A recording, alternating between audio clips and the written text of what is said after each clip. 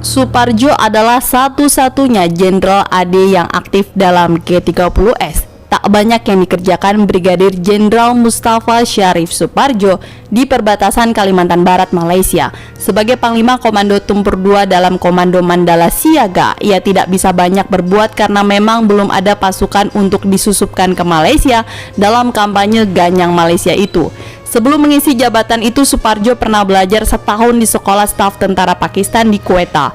Suparjo adalah mantan Komandan Resimen Divisi Siliwangi yang ditempatkan di Jawa Barat.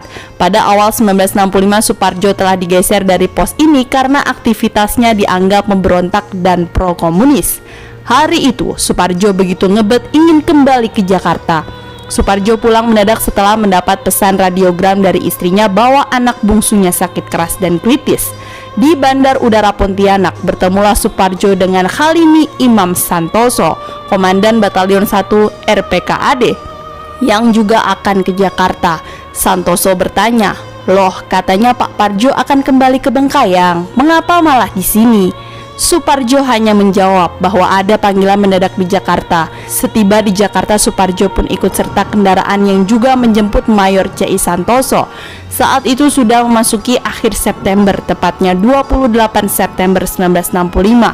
Setelah berada di Jakarta, Suparjo langsung melaporkan diri kepada atasannya di Kolagah, yaitu Marsekal Omar Dhani. Suparjo melapor bahwa dia akan kembali ke Kalimantan sebelum 1 Oktober 1965. Namun, Omar Dhani minta Suparjo bertahan di Jakarta hingga 3 Oktober 1965. Selain bertemu Omar Dhani, Suparjo juga langsung menuju rumah Syam Kamaruzaman hanya beberapa jam setelah mendarat. Syam dianggap sebagai orang PKI dan intel tentara.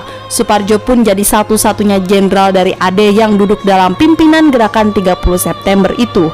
Walau jenderal, bukan dia yang menjadi pemimpin G30S, melainkan seorang letnan kolonel yang hanya dipandang sebagai jago tempur tapi secara ilmu kemiliteran di bawah jauh Suparjo.